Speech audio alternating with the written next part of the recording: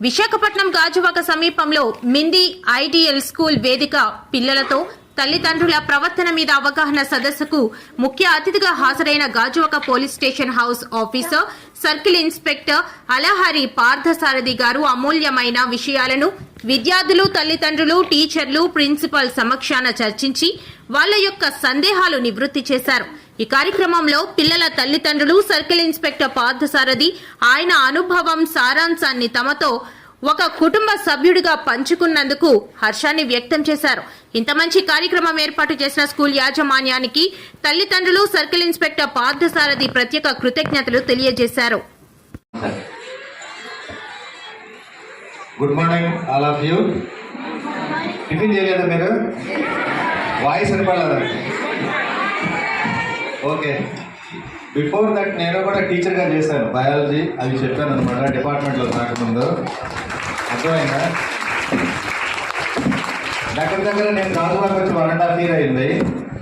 నాకు మళ్ళీ 1.5 year తర్వాత మీకు ఆ స్కూల్కి వచ్చానని గొప్ప చెప్పకూడదు కాదు, కానీ అలా నేను చెప్పను కూడా. ఇంత ట్రెడిషనల్గా ఉన్న ఇది చూసి నాకు చాలా చాలా ఆనందం వేసింది అనమాట.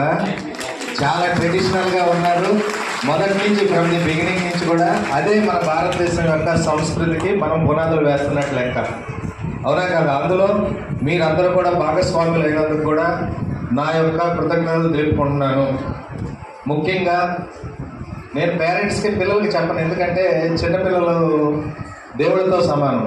అబ్దుల్ కలాం గారు కూడా పిల్లల్ని ఎందుకు ఎక్కువ ఇష్టపడతారంటే వాళ్ళు ఒక మట్టి ముద్దతో సమానం. ఆ మట్టి ముద్దను మనం మట్టి ముద్దగా ఉంచాలన్నా, లేదన్నా ఒక మంచి ఆర్ట్, ఒక బొమ్మగా తయారు చేయాలన్నా కూడా పేరెంట్స్ పాత్ర అనేది టీచర్స్ కంటే కూడా పేరెంట్స్ పాత్ర అనేది చాలా ఉంటుంది. ముఖ్యంగా మీ పిల్లల్లో మీరు మీ ఇంటి పనుల్లో ఎంతమంది పార్టిసిపేట్ చేస్తారు? దయచేసి చేయొద్దండి. ఏ మదర్స్ కానీ, ఫాదర్స్ కానీ, హస్బెండ్లు కానీ దయచేసి మీ పిల్లల్ని, అర్థమైందా? ఎంతమంది నిజంగా ఎత్తండి? లేరు, వెరీ ఫ్యూ. గుర్తుపెట్టుకోండి, వాళ్ళకి చాలా గ్రేట్. ఎందుకంటే కష్టం అనేది పిల్లలకి అనేది తెలియాలి.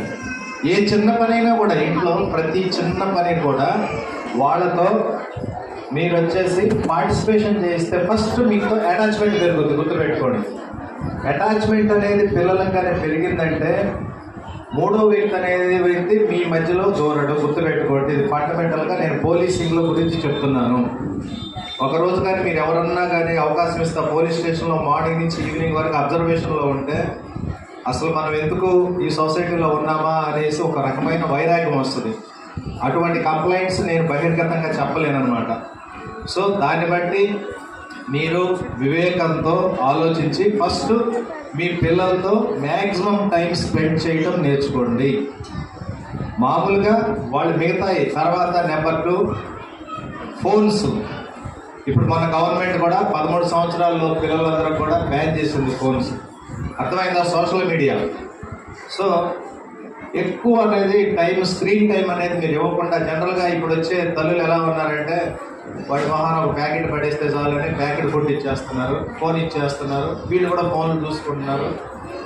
మేము మిగతా బందోబస్తుల్లో కూడా వెళ్ళినప్పుడు ఏమంటే తప్పిపోయిన పిల్లలు ఎక్కువ మంది కనిపిస్తున్నారు. మళ్ళీ మేము అనౌన్స్ చేసి అటువంటి పరిస్థితి ఉంది. క్రితం వచ్చేసి ఉమ్మడి కుటుంబాలు ఉండేవి. మామయ్య, అత్తయ్య, బాబాయి, పెదనాన్న, పెద్దమ్మ అందరూ ఉండేవాళ్ళు. సో ఇప్పుడు ఉమ్మడి కుటుంబాలు అనేవి దాదాపు అంతరించిపోయినాయి. శాటిలైట్ ఫ్యామిలీస్ వచ్చినాయి. ఎందుకు? ఎవరెవరు ఎక్కడికెక్కడికో వలసలు వెళ్ళిపోవటం, వైఫ్ అండ్ హస్బెండ్ వచ్చేసి పని చేయాల్సిన పని ఏర్పడటం. దానివల్ల ఏమవుతుందంటే పిల్లల్ని కంట్రోల్ చేసే వ్యవస్థ అనేది లేదనమాట. ఆ కంట్రోలింగ్ ఎలా ఉండాలంటే హార్ట్ఫుల్గా ఉండాలి. పిల్లలకి అనేది ఒక ప్రేమగా ఉండాలన్నమాట. ఆ ప్రేమ అనేది మీరు ఎప్పుడైతే పనిచేస్తారో ఆటోమేటిక్గా పిల్లవాడు చెప్పకపోయినా మీ కంట్రోల్కి వచ్చేస్తారు. ప్రతి వాళ్ళని కూడా మీతో బయటికి తిప్పండి. బయటికి తిప్పితే ఎలా ఉంటే ఎలా ఉంటారనేది నేర్పించండి. నిన్న మాస్టర్తో కూడా ఒకటి నా ఎక్స్పీరియన్స్ చేశాము. మరి యాక్చువల్ ప్రకాశం జిల్లా చీరాలన్నమాట. ఒక అమ్మాయి ఉండేది. ఆ అమ్మాయి వచ్చేసి డిఎస్పీఐ క్వాలిఫైడ్ అమ్మాయి అనమాట. పేరేం చెప్పను. గ్యారెంటీగా ఇది Group 1. నేను కూడా ఇప్పుడు కూడా నేను ఇవన్నీ కూడా చూస్తూ ఉంటాను. కెరియర్స్ అవన్నీ నా హాబీ. సో ఆ అమ్మాయి కొంచెం నేను గైడెన్స్ ఇచ్చిన తర్వాత చెప్పకుండా 1 ఫైన్ డే అమ్మాయి ఎవరితో ఒక అబ్బాయితో వచ్చేసింది. రావటం వల్ల అమ్మాయి పరిస్థితి ఎలా తయారైపోయిందంటే విశాఖపట్నం వచ్చారు, మాకు దగ్గర నుంచి ఇక్కడికి ఎవరికి తెలియదు. హైదరాబాద్ మాకు యాక్సెస్ బాగా ఉంటుంది. ఇక్కడ ఒక సేల్స్ గర్ల్గా జాయిన్ అయింది, ఈ రోజు కూడా సేల్స్ గర్ల్గానే ఉంది. అటువంటి పరిస్థితి మా పిల్లలకి తీసుకెళ్ళి చూపించాను అనమాట. అర్థమైందా? పిల్లలకి మిమ్మల్ని పనుల్లో ఎందుకు పార్టిసిపేట్ చేయమంటున్నామంటే 14-15 సంవత్సరాలు వచ్చే ముందు ఈ యొక్క పరిస్థితుల వల్ల వాడు దారి తప్పుతున్నారు. అసలు సిలిండర్ కాస్ట్ ఎంత ఉంది, హౌస్ రెంట్ కాస్ట్ ఎంత ఉంది, కందిపప్పు కాస్ట్ ఎంత ఉంది, అవన్నీ మీరు నేర్పించాలి. ఇది ఎలా ఉండాలి. ఆడపిల్లలకి కాళ్ళ మీద నిలబడేంత వరకు కూడా వాళ్ళకి కాన్ఫిడెన్స్ ఇవ్వాలి. వాళ్ళ శాలరీస్ వాళ్ళు సంపాదించుకునేదాకా మనం కాన్ఫిడెన్స్ కానీ చిన్నప్పటి నుంచి కానీ ఇవ్వగలిగితే ఫస్ట్ అది ఇంపార్టెంట్. ఈ రోజులు మారిపోయినాయి. కొందరు పల్లెటూరులో ఏమంటారు, ఒక 20 years 21 years ఇస్తే మ్యారేజ్ చేసేస్తే అయిపోయింది అని చెప్పేసి. అది కరెక్ట్ కాదు. అది వాళ్ళకి ఒక మెచ్యూరిటీ లెవెల్స్ వచ్చిన తర్వాత మీరు చూస్తూనే ఉంటారు. మన పిల్లలు ఇప్పుడు వెళ్తుంటారు, తర్వాత మనల్ని దాటిపోతారు. డేస్ అనేవి చాలా ఫాస్ట్గా అవుతూ ఉంటాయి.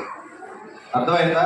కాబట్టి ముఖ్యంగా పేరెంట్స్ అనేది ఇవన్నీ వీటిల్లో మీకు సాధ్యమైనంత వరకు కూడా మీరు పాటించండి. తర్వాత హెల్త్ కాన్షియస్ అన్నిటికంటే చాలా ఇంపార్టెంట్. నాకు 53, అంటే నేను గొప్ప చెప్పుకోవటం కాదు, నాకు బీపీ కానీ షుగర్ కానీ ఈ రోజు కూడా ఏమీ లేదు. ఎందుకు? ఏది కూడా మైండ్లో పెట్టుకోము. అర్థమైందా? మైండ్లో అనేది ఆలోచించుకోము. మనము జంతు ధర్మాన్ని పాటించాలి, గుర్తుపెట్టుకోండి. జంతు ధర్మం అంటే ఏంటి? సృష్టిలో మనం కూడా జంతువులమే, సొసైటీలో లాకపోతే అదేం చేస్తుంది? తన యొక్క ఆహారము రక్షణ చూసుకుంటుంది. మనము మన నెక్స్ట్ జనరేషను ఆ జనరేషన్ గురించి ఆలోచించుకొని ఇప్పుడున్న సుఖాన్ని కోల్పోతున్నామంటే గుర్తుపెట్టుకోండి. అది అనేది చేయకుండా పొద్దున్నే మీరు నిద్రలేచిన వెంటనే మీ పిల్లలకి వామ్ వాటర్ తాగించడం నేర్చుకోండి. అర్థమైందా? తర్వాత టెంపుల్కి అనేది ప్రతి ఒక్కళ్ళు కూడా మీ టెంపుల్స్కి కానీ మసీదులకు కానీ చర్చిలకు కానీ తీసుకెళ్ళి ఒక భక్తిభావం అనేది పెట్టించుకోండి. అప్పుడు ఏది మంచి ఏది చెడు అనేది తెలుస్తుంది. సొసైటీలో మీరు మీ అమ్మట ఎవరికో కాకుండా మీ పిల్లలను తిప్పి ఏ విధంగా ఉంటే మన లైఫ్ ఏ విధంగా ఉంటుంది అనేది మొదటి నుంచి కూడా నేర్పించండి. This is the right time. Inter దాటాడా మీకు అసలు పిల్లలు అనేది మీ కంట్రోల్లో ఉండరు. దాటిన తర్వాత కూడా మీరు ఈ విధంగా కానీ చేస్తే వాళ్ళు తప్పనిసరిగా మీ కంట్రోల్లో ఉంటారు. కాబట్టి ఇవన్నీ కూడా మా గురించి చెప్పినవి కాదు, మీ గురించి చెప్తున్నాము. మేము ఆచరించి చేసాము. కాబట్టి ఏదైతే ప్రాక్టికల్గా చేయగలం అదే, కానీ మార్కులు ఎప్పుడ దయచేసి పడబాకండి. ఎందుకంటే చదివే వాళ్ళకి ఎట్లయినా వస్తాయి.